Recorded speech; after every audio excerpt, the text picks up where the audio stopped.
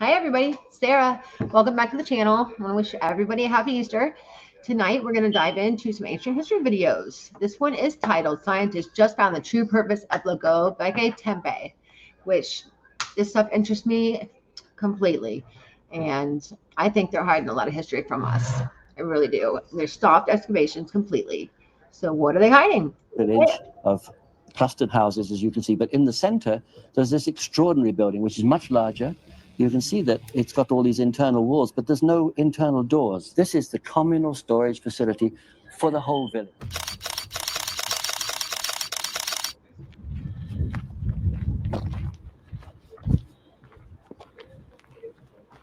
You can see what it looks like because there's a full frame image of the stone on that board up there. In the sun-scorched hills of southeastern Turkey stands a site that has baffled archaeologists for decades. The size and scale of Göbekli Tepe unique in comparison to the ones that are around it? Yes, so far it's a time capsule.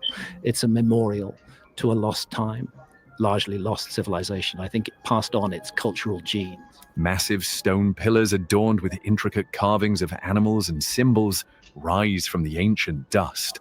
Small animal looking like a sheep or a goat, and again an insect with many legs. Here with 8 legs. Now here we had 6 legs with 8 legs, being clearly a spider. Göbekli Tepe, at 11,500 years old, predates Stonehenge by a staggering 6,000 years. But while its age has always been... Wow, that means this is like right after the flood. Or it makes you wonder if it was before the flood, and the flood is what buried Göbekli Tepe. That can be possible too. Impressive, its purpose has remained elusive until now. The mystery is why suddenly this new form of architecture, this massive megalithic pillars appear. Recent findings from 2024 suggest this mysterious complex might be the world's oldest solar calendar, possibly commemorating a cosmic event that changed the course of human history. The discovery is rewriting everything we thought we knew about our ancient ancestors. Located near the modern city of Şanlıurfa in southeastern Turkey, Göbekli Tepe sits atop a limestone ridge commanding views of the surrounding landscape. The name itself translates to Potbelly Hill in Turkish, a humble designation for what has become one of archaeology's most revolutionary sites. What makes Göbekli Tepe truly extraordinary isn't just its age, though being built between 9,600 to 8,200 BCE certainly puts it in a class of its own. It's the fact that it was constructed by hunter-gatherers, not the settled agricultural societies we once thought necessary for such monumental architecture. These prehistoric people somehow quarried, carved, and erected limestone pillars weighing up to 20 tons each, arranging them in circular enclosures across the site. The pillars themselves stand like silent sentinels, T-shaped monoliths reaching up to 16 feet tall. Is enclosure D, which contains the 2 largest upright megaliths, about 18 feet tall and reckoned to weigh somewhere in the range of 20 tons. Their surfaces tell stories through elaborate carvings of foxes, boars, snakes, vultures, and abstract symbols whose meanings have been lost to time.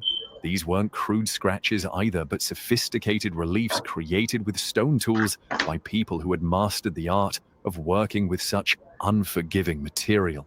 For years, the site presented a profound puzzle. How did supposedly primitive hunter-gatherers organize such a massive construction project? What drove them to invest so much time and energy into these stone circles when survival itself was a daily challenge? And perhaps most importantly, what exactly were they using it for? Initial theories range from it being a temple, a meeting place, or even an ancient observatory. Klaus Schmidt, the German archaeologist who led excavations from 1995 until his death in 2014, famously described it as the first human-built holy place, but concrete evidence for any specific purpose remained frustratingly out of reach. The journey to unlock Göbekli Tepe's secrets began in the 1960s, when a joint survey by the universities of Istanbul and Chicago first identified the site. But these early researchers misinterpreted the massive limestone slabs as medieval gravestones, an understandable error given that nothing of this scale and age had ever been found before. It wasn't until... See, they expect us to believe these people We're from Stone Age. They didn't have any kind of technology, but they could do all this. 1994 that German archaeologist Klaus Schmidt realized what was actually hiding beneath the soil. Having worked at a similar but smaller Neolithic site called Nevelachori, Schmidt recognized the telltale signs of prehistoric megaliths. The moment I first saw it, I knew I had two choices, Schmidt later recalled. Go away and tell nobody or spend the rest of my life working here. He chose the latter, beginning excavations in 1995 that would continue for nearly 2 decades. Layer by layer, Schmidt's team uncovered a series of circular and oval enclosures containing T-shaped pillars arranged like spokes of a wheel. The complexity of the site gradually became apparent. This wasn't just a random collection of stones, but a carefully planned complex built in multiple phases over thousands of years. What truly set Göbekli Tepe apart was its age. Radiocarbon dating placed its oldest layers firmly in the pre-pottery Neolithic period, making it contemporary with the earliest experiments in agriculture. This timing would prove crucial to later interpretations of the site's purpose. The excavation proceeded methodically, with each new enclosure revealing unique features. Enclosure D, uncovered in the early 2000s, would eventually become central to the calendar hypothesis due to its distinctive Pillar 43, a monolith adorned with unusually specific carvings including what appears to be a vulture and various symbols. But the breakthrough didn't come until much later. Throughout the 2010s, researchers continued documenting and analyzing the site's many carvings, looking for patterns. A UNESCO World Heritage designation in 2018 brought increased attention and resources, accelerating research efforts. The pivotal moment came in 2024 when Dr. Martin Sweatman of the University of Edinburgh published findings in the journal Time and Mind that would fundamentally change our understanding of Göbekli Tepe. After years of analyzing the site's symbolism, particularly the curious V-shaped markings found throughout, Sweatman and his team proposed something revolutionary. These weren't just decorative elements, but components of an ancient calendar system, perhaps the oldest yet discovered.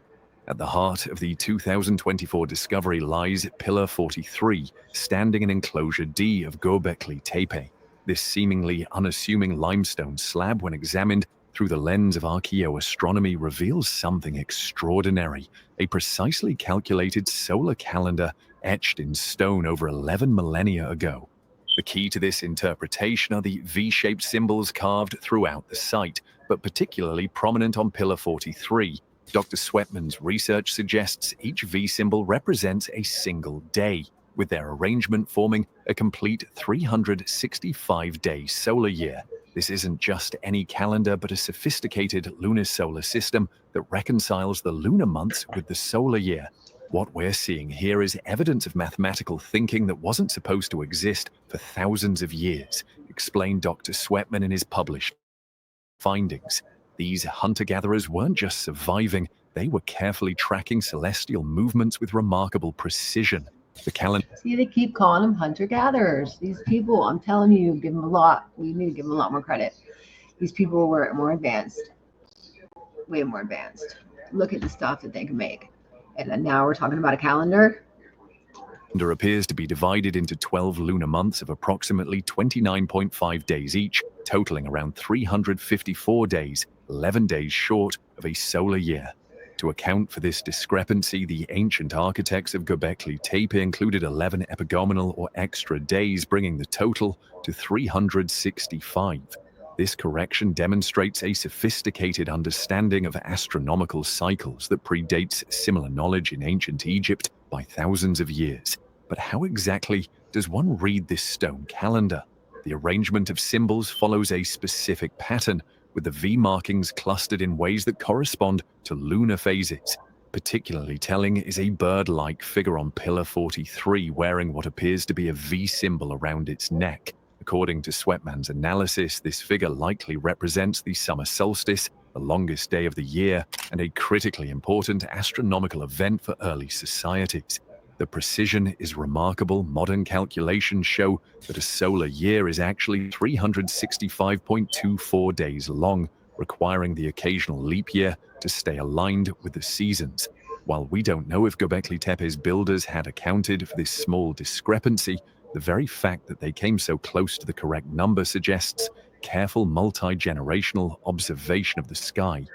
This discovery challenges long-held assumptions about Neolithic capabilities. Creating such a calendar would have required years of consistent astronomical observation, mathematical thinking, and a system to record and transmit this knowledge across generations. It suggests a level of social organization and abstract thinking previously thought impossible for hunter-gatherer societies.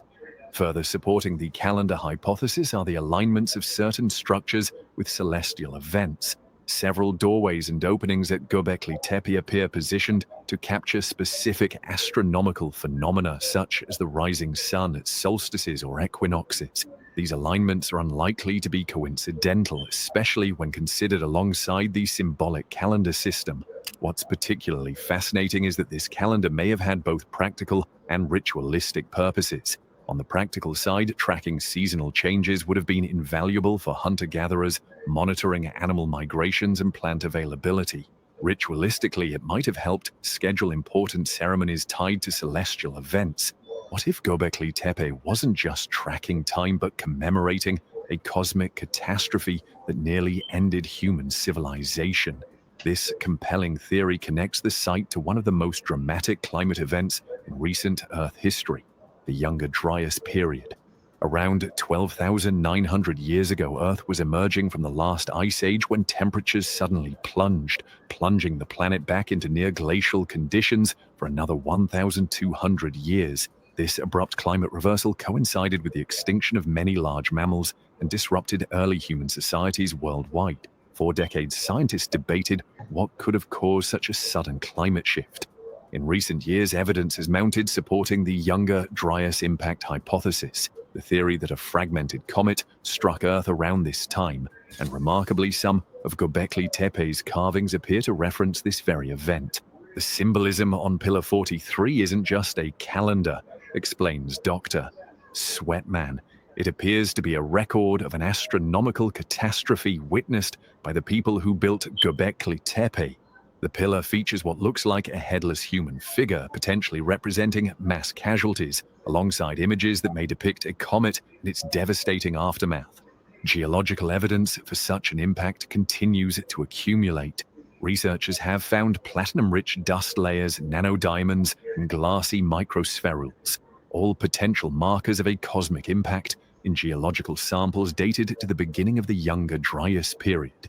These findings span sites across 4 continents, suggesting a global event. If Göbekli Tepe was indeed built to commemorate this catastrophe, it would explain several puzzling aspects of the site. The massive investment in labor makes more sense if it was motivated by an existential threat that remained in cultural memory. The site's emphasis on astronomical observation becomes logical if it was meant to watch for similar threats from the sky. Most provocatively, the timing suggests the Younger Dryas impact may have indirectly spurred the development of agriculture. As the climate rapidly deteriorated, hunter-gatherer groups would have faced unprecedented pressure to find new food sources. Göbekli Tepe, situated in the Fertile Crescent where agriculture first emerged, sits at the epicenter of this revolutionary adaptation. We might be looking at a direct link between cosmic catastrophe and the birth of civilization as we know it, suggests Dr. Sweatman. The calendar would then serve a dual purpose, commemorating the disaster while helping future generations track seasonal changes crucial for early farming.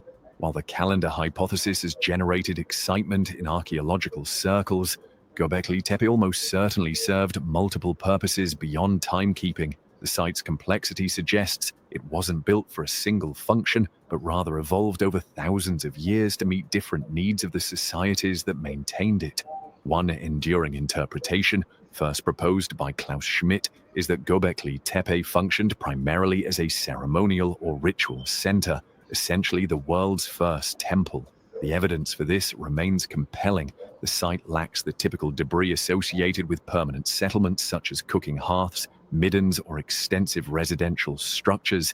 Instead, the focus seems to be on the monumental stone circles, suggesting their primary purpose was ceremonial rather than practical. The T-shaped pillars themselves may represent stylized human figures, possibly ancestors or spiritual beings. Many stand in pairs at the center of enclosures, facing inward as if presiding over whatever activities took place there. Okay, what if this was like a warning? What if they left our ancestors like left warnings? Like on this pillar 43, that could be a warning. It could be a warning of something to come. It could be what they just went through. This stuff we gotta save, we gotta preserve. Can't be damaging it by making tourist stuff all around it like this. Animal carvings might represent totemic spirits or have played roles in shamanistic practices of early hunter-gatherer groups. These were likely places where people gathered for special occasions, not everyday living, explained archaeologist Dr. Lee Clare, who continued excavations after Schmidt's death. Discovery of animal bones, particularly skulls, suggests ritual feasting may have been part of these gatherings. More recent excavations have complicated this picture, however. Domestic buildings discovered in later layers suggest the site may have eventually incorporated residential functions. Sophisticated rainwater harvesting systems indicate long-term occupation by at least some portion of the community. This has led some researchers to propose that Göbekli Tepe served as a communal hub where dispersed hunter-gatherer groups periodically gathered. These gatherings might have served social purposes, facilitating trade, arranging marriages, sharing knowledge, and maintaining cultural ties between otherwise separate groups. Intriguingly, the site might have functioned differently for different segments of society. Some enclosures show evidence of restricted access, suggesting hierarchical social structures or perhaps initiation rituals where only certain individuals were permitted entry.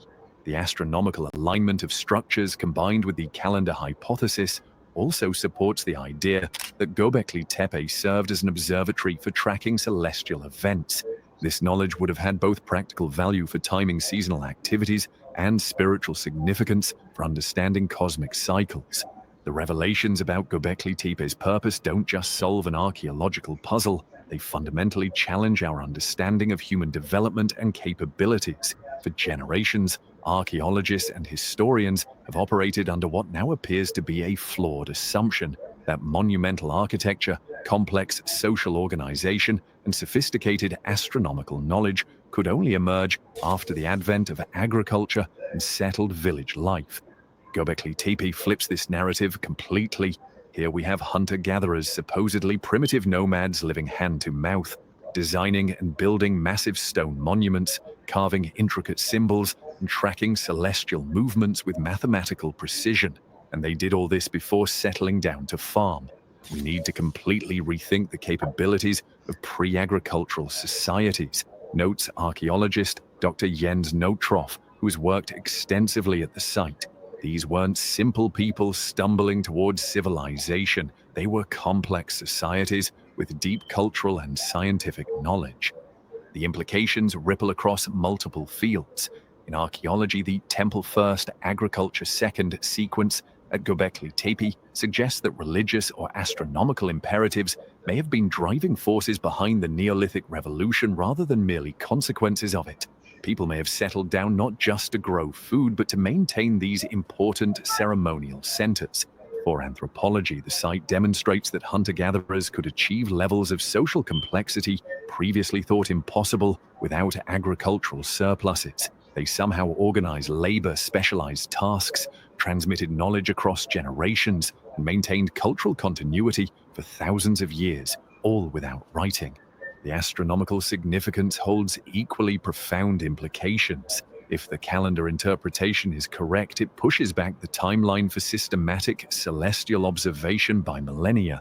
These weren't just people noticing the changing seasons, but carefully tracking, recording, and predicting astronomical events with remarkable accuracy. Perhaps most poignantly, the potential connection to the Younger Dryas impact suggests that catastrophe and resilience have shaped human development from our earliest days. The very traits we consider hallmarks of civilization, architecture, astronomy, religion, community organization may have emerged partly in response to an existential threat from the skies.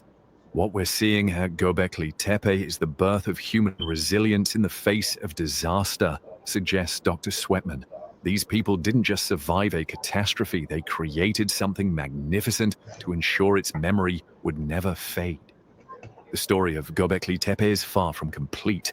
With approximately 90% of the site still unexcavated, archaeologists are continuing their meticulous work, expecting many more revelations in the coming years. Current excavations led by teams from Istanbul University, the Şanlıurfa Museum, and the German Archaeological Institute are employing cutting-edge technologies alongside traditional archaeological methods. Ground-penetrating radar has already revealed dozens more stone circles buried beneath the surface, waiting to be uncovered. These newer techniques allow researchers to map structures without disturbing them, creating a comprehensive plan before physical excavation begins. Archaeologists are particularly interested in finding more evidence related to the calendar hypothesis. We're looking for additional pillars with similar V-shaped markings, explains Dr. Notroff. If we can find a consistent pattern across multiple enclosures, it would strongly support the calendar interpretation. Future research will also focus on interdisciplinary approaches. Archaeoastronomers are modeling how the night sky would have appeared 12,000 years ago, looking for correlations with the site's layout and symbolism. Paleoclimatologists are analyzing soil samples for evidence of the Younger Dryas impact, while geneticists study ancient DNA to understand the population movements around this crucial period. Conservation presents ongoing challenges. The limestone pillars exposed after millennia underground are vulnerable to weathering and erosion. Teams are developing new preservation techniques to protect these irreplaceable artifacts while still making them accessible for research. Every season brings new discoveries. All right, that was a good video.